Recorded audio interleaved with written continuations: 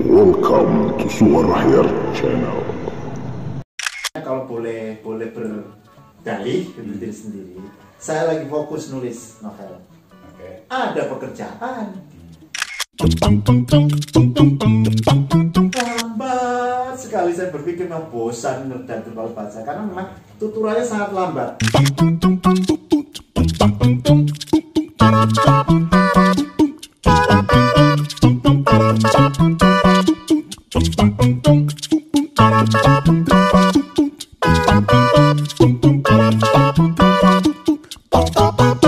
Waktu itu kan lagi zaman tele, Metropol. Ya, cerita-cerita buat remaja, novel-novel remaja. Sekaligus konsep kalau tidak menyenangkan, kamu memburu apapun gak akan.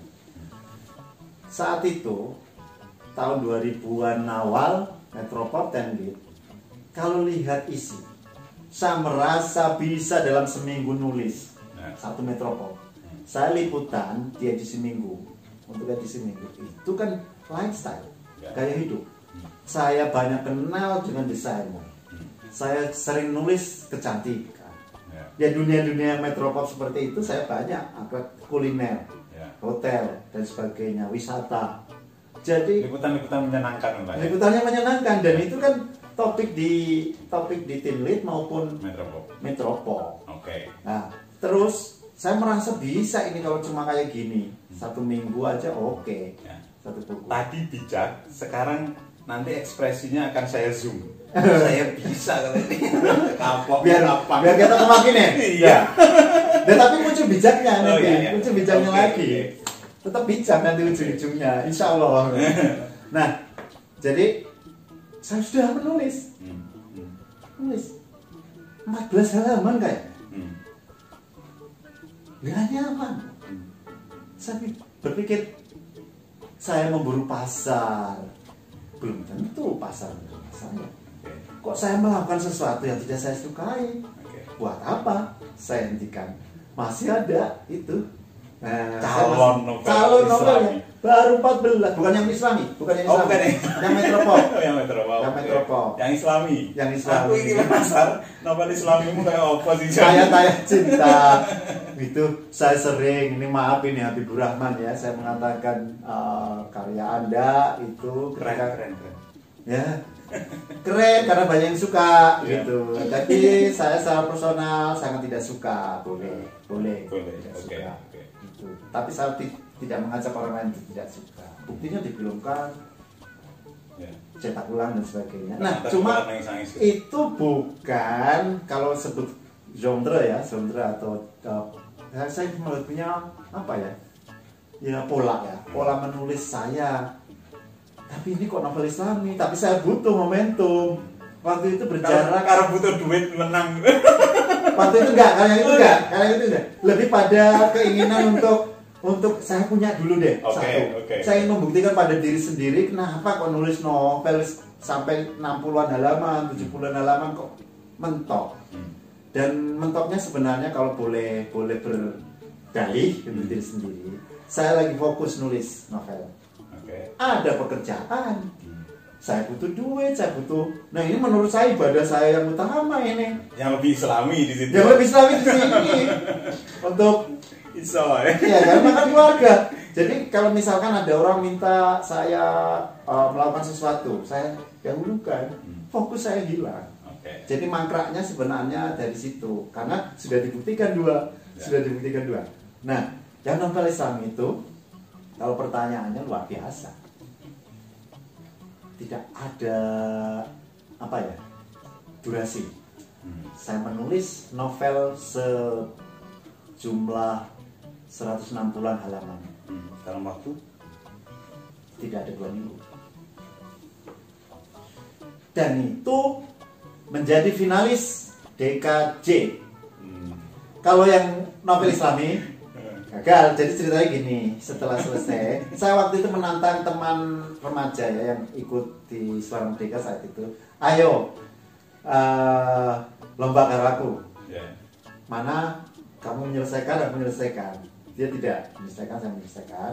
Terus kali pertama, maksudnya setelah di print prosedur ya, di kantor pos mengirim, ya kantor pos saat itu. Saya mengirim tidak bakal menang. Tidak ada doa untuk menang. Yang ada dalam pikiran nggak akan menang ini. Benar. 100 masih masuk. Tadinya namanya Rojak. Jadi judul novelnya Rojak gitu aja. Karena tokoh utamanya namanya Rojak. Rojak. Masih masuk itu 100. 50 aja sudah tidak. 50 sudah tidak. Kenapa kira-kira? Ya beda pola dengan juri. Itu saya yakin. Orang salah-salah jelas berarti. Ya bagaimana untuk salah ketika novel itu aja kalau ada ayat dikutip itu ayat yang sampaikan kebenaran walau pahit. salah gitu. Takon karo aku. Iya. Tapi kan jelas Zed, Oh, ya. tujuan kesampaian. Oh, ya, Saya oke. punya satu novel Islam. dan ini juga penting. Saya bukan penulis yang top luar biasa yang sudah berhasil, dia pernah mengklaim itu ya. Santai nih penulis top, aku ora wani ngundang. Iya. Itu kan, tapi saya yakin kalau kita menulis dengan intensitas Ya. getih Ya. istilahnya, orang akan menghargai. Saya perlu tanya, Gandayoni ini prosesnya berapa lama? Ini juga sama. Kalau ini saya bisa mengatakan 14 tahun, tapi bisa mengatakan 2 minggu. 14 tahun kenapa? 2 minggu penjelasannya bagaimana? Penjelasannya jelas begini. Saya menulis novel ini kali pertama yang termasuk mangkrak itu tahun 2004. Sudah sampai 60. Nah. Ini waktu komputer masih Aku Pentium halaman. berapa itu? Ya. 486. Sudah itu Windows sih 2 ya? sudah Windows ya. Ah. Sudah Windows tapi yang paling baru. Tapi saya ya sampai hari ini yang pakai yang Word kan sederhana itu. Ya, Jadi ya. tidak terlalu kalau komputer ada kaitannya. Itu. Pertanyaannya apa ya? Iya harus ngawur. Ayah. Jadi saya menulis cerpen. Oke. Judulnya Perempuan Langit. Oke. Menurut saya bagus ini kalau diperpanjang jadi novel. Lalu saya buat. Jadi embrionya Perempuan Langit. Perempuan Langit Itu cerpen. tahun berapa? 2003 di 2003. Muat. Oke. Ya. 2003 di Muat, terus 2004 saya buat versi novelnya. Artinya alurnya ada jarak ini di bagian cerpen itu. Oke. Ya. Intinya kelanjutan dari cerpen itu, bahkan cerpen itu saya masukkan di bagian pertama. Bagian pertama. Tadinya seperti itu hingga ke bagian yang saya masukkan di sini adalah bagian ketika tokoh utama namanya Blue Siwa. Namanya Blue Siwa kan juga masih pakai aku, keakuan. Aku itu di hutan ketika dia jatuh dari langit, hutan sayapnya patah, lalu berjalan masuk ke satu kota ini, kota tanpa matahari sudah selesai. Jadi satu bagian di kota tanpa matahari itu sudah selesai. Artinya sampai 78. Oke. Melanjutkan untuk masuk ke kota. Jadi gambaran saya plot awalnya itu nanti pergi ke kota-kota. Kota-kota, ada kota di tiang beton, ada di sini akhirnya. Ada kota sepak bola. Ada kota sirkus. Ya, ya. Masuk ke kota itu. Tapi saya setiap kali memulai masuk ke kota yang baru, itu hanya bertahan ya tidak sampai 1 halaman. Mandek. Mandek. Apa yang dilakukan setelah mandek? Ya sudah, tinggal kerja yang lain, ibadah yang lain. Itu tinggal, saya nggak merasa. Jadi ini salah satu trik seorang penulis ya. Ya, jangan Kalau mandek rasa dipaksa, tinggal lakukan hal yang Tinggal. lain. ditinggal. Apa momentum yang kemudian membuat aku balik meneh? Lomba. Saya cerita tadi, Ya, ya, ya. novel Rojak. 50 nomine aja tidak masuk di Republika yang novel Islam itu. Oke. Kalau tidak keliru, setahun berikut pada tahun 2012 berarti 2 tahun atau 2 tahun ya. 2 tahun setelah itu DKJ seperti tradisi itu menyelenggarakan sayembara menulis novel 2012 itu. Saya baca lagi, ada edit dikit-dikit. Novel itu juga. Novel itu. Ya. Novel itu saya buka ya, tata tulis, kadang ada yang typo, kalimatnya ada yang rumpang, ya dibetulkan, tapi tidak melakukan perombakan besar-besaran, tidak ada. Lalu saya kirim. Yang itu jadi finalis. Finalis Dari peserta kalau tidak keliru 320-an ya. 20 besar. Yang memberitahu adalah seorang penerbit besar kalau saya sudah sebenarnya sebelum ini saya sudah punya novel yang siap diterbitkan dan mungkin laku keras. Karena cara menjual dia ada 2 nama kan, 2 nama penerbit besar, 3 lah ya. Ini salah satunya. Ya yang menerbitkan novel-novel Islami kayak gitu. Oke. Nah, ini kan begini, ada acara di Borobudur. Ya. Pertemuan penulis. Saya meliput di situ. Kan bukan penulis, nggak ada bukunya. Lalu editor kan banyak penerbit besar itu. Ketemu lah di sana. Ketemu ngobrol santai. Saya bilang saya punya loh novel. Nah, ceritanya gini. Terus dia mengatakan, coba mas kirim. Saya kirim. Tuh. Esok paginya, itu acara beberapa hari. Esok paginya bertemu lagi, mas, kami terbitkan. Kami tertarik. Saya bilang, tunggu, ini sedang saya ikutkan lomba. Apapun nanti hasilnya, saya berikan ke Anda. Gitu.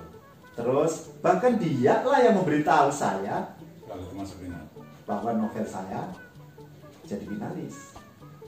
Memang kemudian tidak menjadi juara, tidak masalah. Artinya dari 300, artinya ada orang yang menghargai karya. Nah, penerbit ini besar juga. Tadi ini kan yang saya katakan tadi, kalau tidak ditulis tidak lebih dari belasan hari, intensitas saya tidak mengatakan bahwa karya saya bagus atau tidak, tapi beberapa orang tertarik kan, gitu. Betanya merendah tuh, Pak. Ya kocok apa? Iya. Orang tak edit aja santai. Nah itu. Tetap gayanya metu. Nah ini omongan keseharian sih orang tag podcast yang ini muncul kesantunan berbahasa. Saya tidak tahu apakah novel, tidak yakin novel saya bagus atau tidak, tapi banyak orang yang tertarik. Iya kan, kumpul-kumpul. Nah itu cara jualan salah satu seperti. Nah ini kemudian saya cerita lebih lanjut. Itu kan novel itu bernasib lebih baik ketika saya ikutkan lagi. Sebenarnya saya tidak ingin mengikutkan novel itu. Saya punya yang mangkrak dan akan saya jadikan semacam masterpiece. Masterpiece saya sendiri gitu. Karena saya menuliskannya dengan riset dan sangat gayane itu iya. Itu sudah 3 bab dari rencana 9. Waktu lomba baru saya dengar tidak ada sebulan. Tak bisa berusaha juga. Hingga hari masuk tenggat, menjelang tenggat, saya tidak kesampaian hingga hari ini belum selesai. Hingga hari ini belum selesai, akhirnya novel itu yang saya ubah judulnya dari Rojak yang untuk Republika, Dompet Republika, waktu DKJ Dewan Kesenian Jakarta, prestisius ini, ya. Jadi apa judulnya? Judul menjadi Lelaki dari Kali Kepulu. Terus saya baca ulang, saya kirim untuk lomba yang berikutnya tahun berikut 2017. Berarti ada jarak 5 tahun. Maka 5 tahun nggak berniat menerbitkan juga, gitu kan? Teman-teman sudah pada menerbitkan, saya ditunggu-tunggu. Nggak ada alasan kalau ditanya apa sih kenapa nggak mau menerbitkan, yang nawari juga banyak, menerbitkan sendiri juga mungkin bisa. Teman penerbit juga ada. Teman penerbit juga ada, nggak tahu saya merasa ya sudah nanti dulu. Gitu. Atau setiap karya punya nasibnya sendiri gitu. Bukan lah, itu bukan itu, ini beda, bukan itu.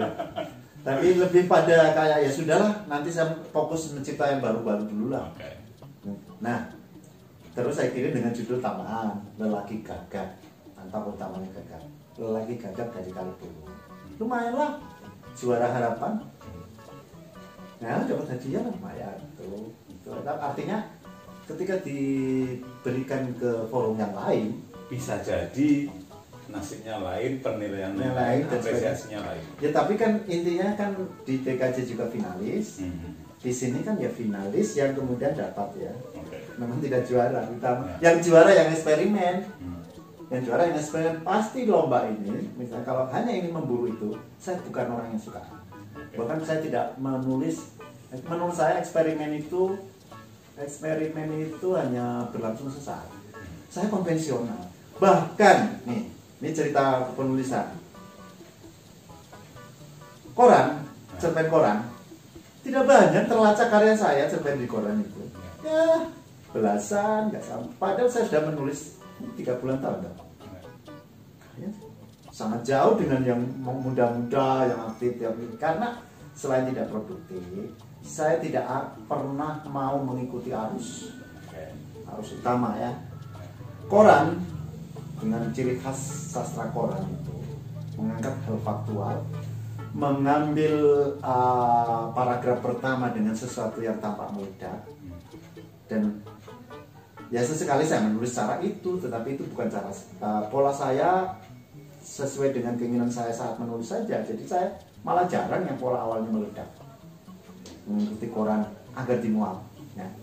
Nah, ada satu cerpen ya. Nah, ini rencananya jadi judul kumpulan cerpen saya. Semoga penerbitnya nanti melihat dan segera mewujudkannya, diberi kemudahan untuk segera menerbitkan. Amin.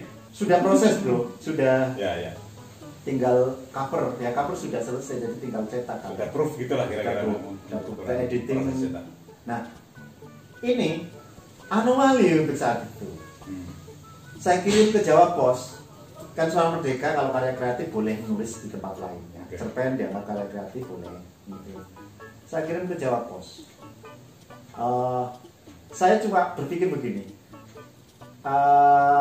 Saya tahu siapa redakturnya. Sebagai pernah menjadi redaktur cerpen ya, di Suara Merdeka itu, tahulah siapa ini, tapi sama sekali saya tidak ada kontak-kontakan. Tidak berniat ngontak, tidak gimana? Bukan cara saya kalau karya kreatif. Yang lain mungkin saya bisa titip lah ya. Oke. Yang ini saya semoga sang redaktur mau membaca hingga selesai. Karena kalau membaca sampai selesai saya yakin. Saya yakin dimuat. Kalau membaca sampai selesai yakin dimuat. Dimuat tak? Dimuat. Berarti dia membaca sampai selesai. Kayak teskis.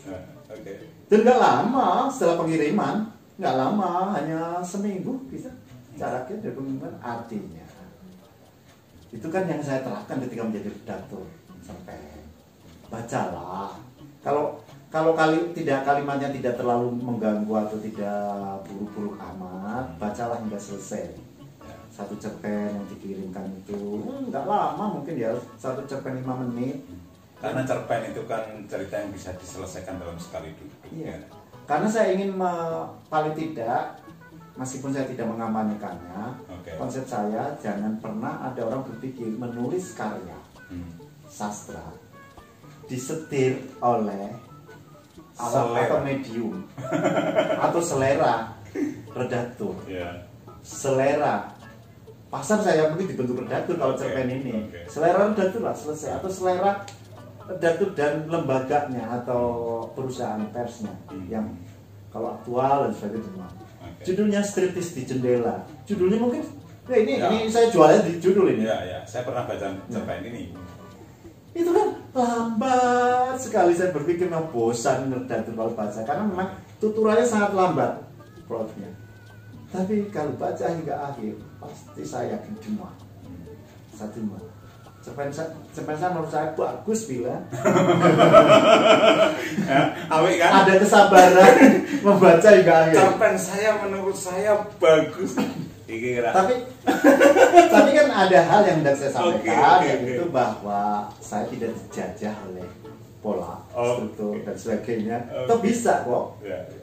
Nah itu, dan dalam proses penulisan seperti apapun, artinya prosa ya seperti itu. Nah ini Gadayun. Tadi terakhir Anda tanya proses berapa lama? Proses berapa lama kan? Iya Gadayun. Saya mengatakan terakhir suwi ngomongin berjam-jam.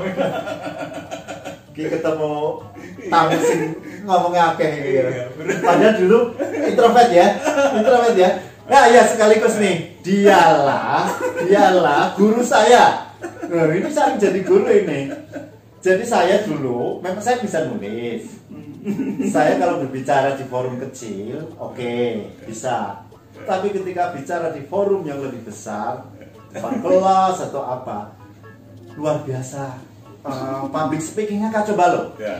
Maka kali pertama awal-awal saya jadi pembicara seminar atau ya apa ya pokoknya acara workshop atau apa ya, gitu.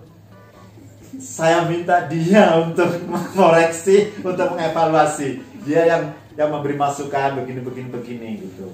Jadi kalau sekarang John Roni ngomongnya lancar, keren. Ya kuwi wong iki. Saya dulu kan mengagumi beberapa teman ya. Saya bisa nulis, ini teman bisa nulis, bisa ngomong. Saya kok enggak. Lalu ternyata ya selain Allah biasa karena biasa itu ya pasti teman-teman ini salah satu kalau soal public speaking ya dia ini sutradaranya ini. Jadi sering memberi masukan ini. Terus saya juga tanya, "Piye aku mau?" Wis rada sip tapi kurang ini John. Wah, wis rada sip biasa ngelem sik ternyata dia itu sak kemaki-kemaki gayane kuwi. Iki yo ngelem sik. Saya gimana dijawab? Berapa lama prosesnya? Ini masih ada pertanyaan lagi yang ganjel. Kan banyak nih main-main tokoh yang bisa dihubungkan dengan tokoh dari mitologi, wayang yang saya kira banyak main di situ. Contohnya apa begitu? Prosesnya dulu ya. Ya. Jadi saya disebut 14 tahun ya 14 tahun, disebut belasan hari. Lagi-lagi lomba DKJ 2018 saya kirim 2 dan karena sudah ada satu yang saya selesaikan dulu. Dan apa 2 itu judulnya? Yang satu yang ini belum Gandayoni kan judulnya? Belum ya. Yang satunya waktu itu enggak, yang saya kirim sudah Gandayoni. Okay. Saya kirim sudah Gandayoni sudah judul terakhir. Judul pertamanya Puspa Tajem. Jadi kalau dalam mimpi Jawa itu ada Titi Yoni. Ini ngomongnya rano urusan klinik, tapi judul-judul ini diambil dari Khasanah kearifan lokal. Titi Yoni itu mimpi, jenis mimpi orang Jawa menganggap ada 3. Ini saya menganggap kearifan lokal, tidak klinik, rasional. Kalau boleh menjelaskan tentang mimpi bisa kali lain. Konsep mimpi orang Jawa itu misalnya. Ini Titi Yoni. Terus Gandayoni Puspa Tajem. Orang Jawa percaya kalau yang Puspa Tajem itu semacam wisik, semacam nubuat. Kalau orang banyak mengenal isyarat macam gitulah, firasat. Gitu. Mimpi itu adalah lebih pada wisik, lebih pada nubuat. Wangsit. Kalau yang Gandayoni yang di tengah itu. Ini masa yang berapa, jam berapa sampai jam berapa? Ya, kalau jam berapa kan Titi Yoni umumnya ya 22 hingga 24 lah ya. Oke. Kalau yang Gandayoni ini 24 hingga 2 dini hari.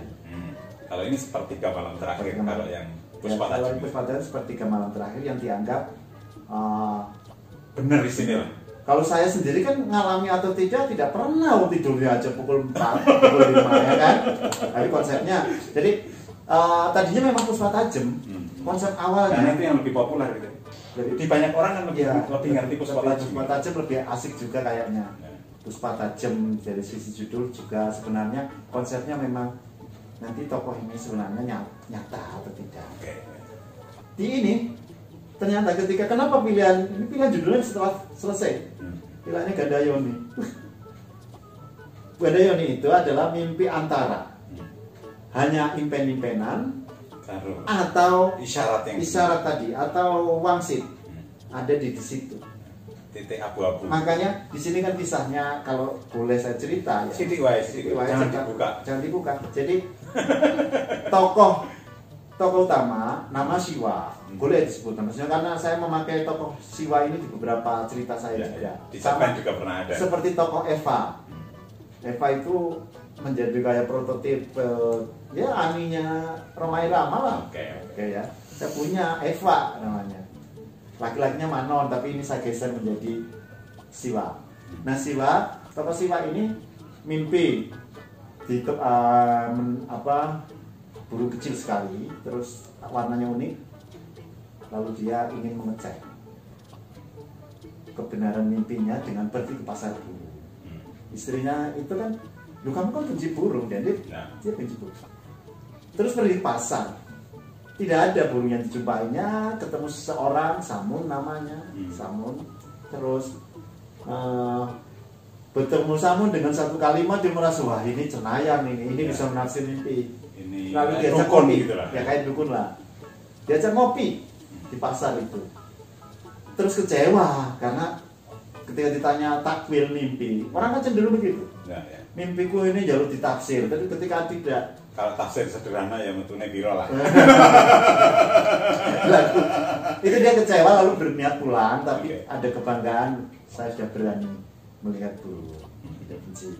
Pulang ini di tengah jalan dia ada burung yang mengantarkan petualangan dia ke kota-kota, kota tanpa matahari, kota di atas tonggak beton, kota penuh poster 3. Dari konsep awalnya, jadi yang saya pakai 2, di atas tonggak beton dan kota tanpa matahari. Kota tanpa matahari dicipta 14 tahun sebelum dimasukkan.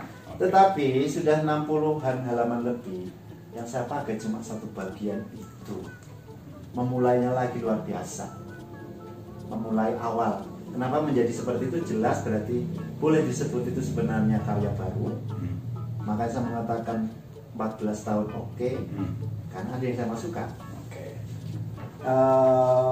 Belasan hari Wes, kerja jurnalis itu kemudian pengaruhnya pokoknya begitu tenggak, dan prosesnya luar biasa. Saya ceritakan di proses kreatif ini, dan ini juga perlulah saya sampaikan untuk teman-teman yang menulis. Jangan pernah melepas karyamu ketika kau belum sempurna, merasa Kamu belum yakin benar. ya wes sudah lama banget ini kita ngobrol kesana kemari. Mudah-mudahan apa yang kita perbincangkan ngalor ngidul ini ada manfaatnya, John. Oke, terima kasih untuk John Roni sudah bersedia hadir. Sebenarnya masih ada hal-hal lain yang menarik pada diri John Roni. Dia pintar masak, tapi engkau lah Pijat, dia pintar mijat. Engkau lah biar ada alasan mereka supaya mana saya maksa John Roni hadir di ya ruang itu tamu. cara dagang seorang host. Tapi ya terima kasih lah, saya juga Oke. sebenarnya mungkin kalau tidak diundang seperti ini yo mesti beralasan ya. Oke. Alasan saya sering jelas, pulang Pulang ke Pati. Pati. Oke, terima kasih untuk Anda yang sudah dari tadi menyimak perbincangan ngalor ngidul kami. Mudah-mudahan ada manfaatnya. Jika ada manfaatnya, silakan share ke banyak orang sehingga manfaat itu tersebar lebih luas lagi. Dan akhirnya kita ketemu di kesempatan yang lain. Saya terima kasih. Assalamualaikum warahmatullahi wabarakatuh. Saya Ahyar M. Permana. Yuk berbagi cahaya.